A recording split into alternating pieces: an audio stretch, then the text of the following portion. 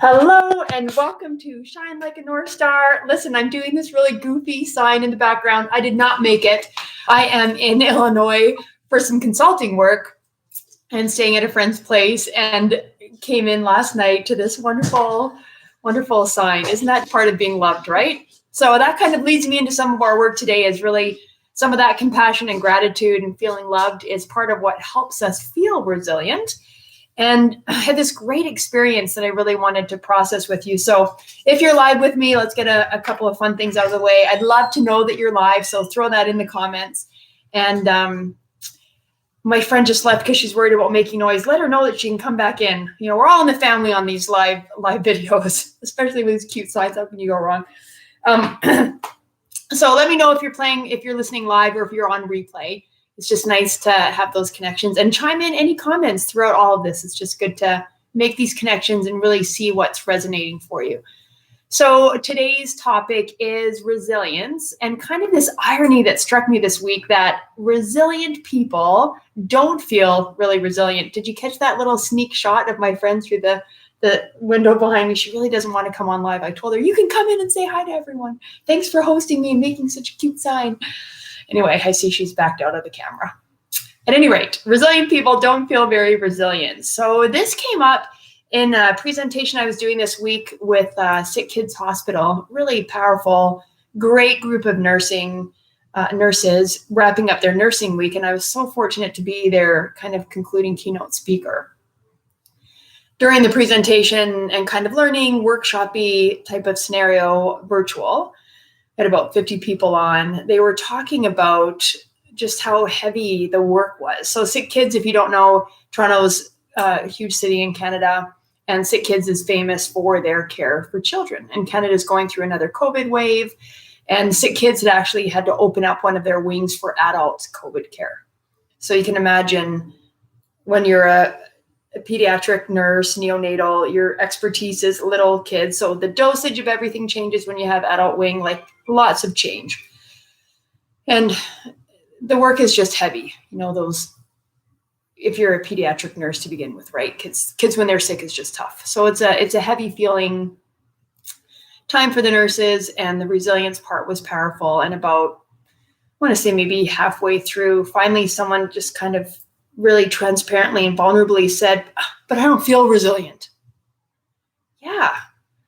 You know, we hadn't really put words on that, but the irony is that resilient people do not feel resilient. So let's talk through a little bit of what that looks like and kind of deconstruct that concept. So we generally need more resilience in our lives when things are not going super smooth, right?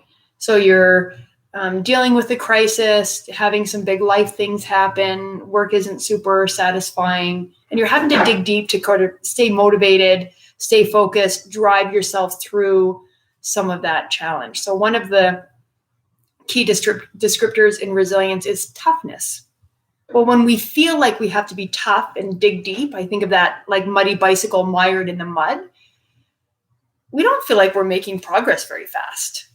Right? We don't feel like we're resilient. Things aren't moving along at the pace we want. Obviously, we have to dig deep, so we want it over fast.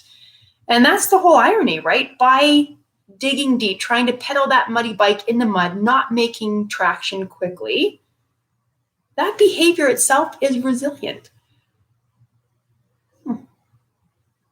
So let's think of it, maybe you're working through some grief, through a loved one, a change in your job role that has adapted and evolved into something different because of COVID. Maybe you're letting go of some kids graduating and growing up out of the house, even good stuff, right? And you're grieving and you have to process all of those feelings, and it's heavy. It doesn't feel fantastic. And you're mired in some of those feelings. And I remember reading like JFK when he lost his brother, or when Bobby lost JFK, Bobby just, sat in his room for like a good 6 months and just read poetry forever.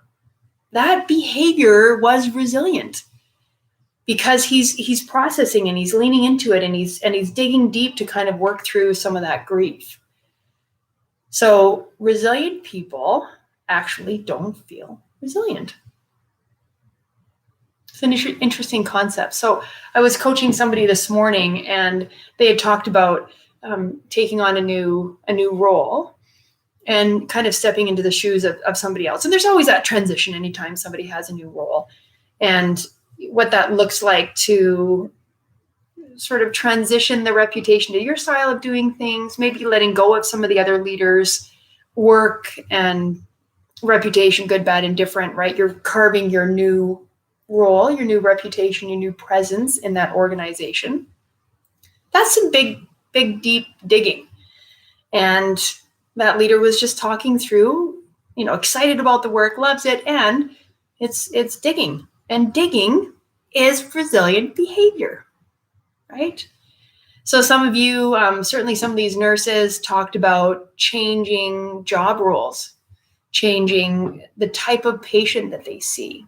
I work with some other industries, and everyone's in this kind of space of shifting because of COVID, and all of that is an elasticity that is also a characteristic of resilience. So we have toughness and we have elasticity.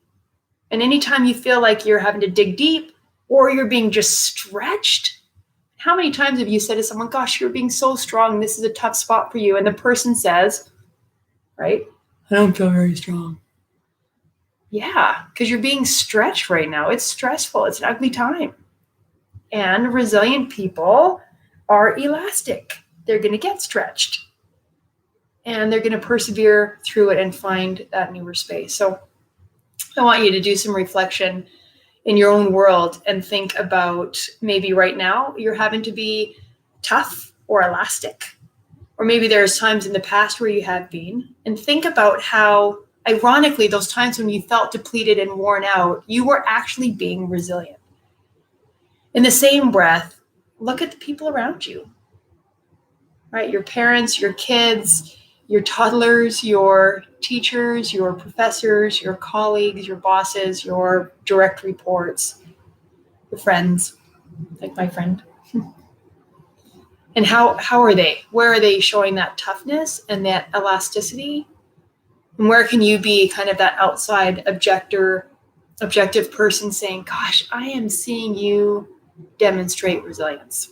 I'm super proud of my friend. She's doing her doctorate and she's starting a new job and she's got kids that are transitioning into that grown-up world. Tons of beautiful things happening and lots to sort of dig deep around the toughness and the elasticity. So that's today's thought. I bet all of you in your own way are resilient and probably not feeling so resilient. So let's just pause and give ourselves some self-compassion and go, maybe I'm actually further along in this journey than I was giving myself credit. So I'd love you to follow me on Facebook, North Star Coaching, follow me on YouTube.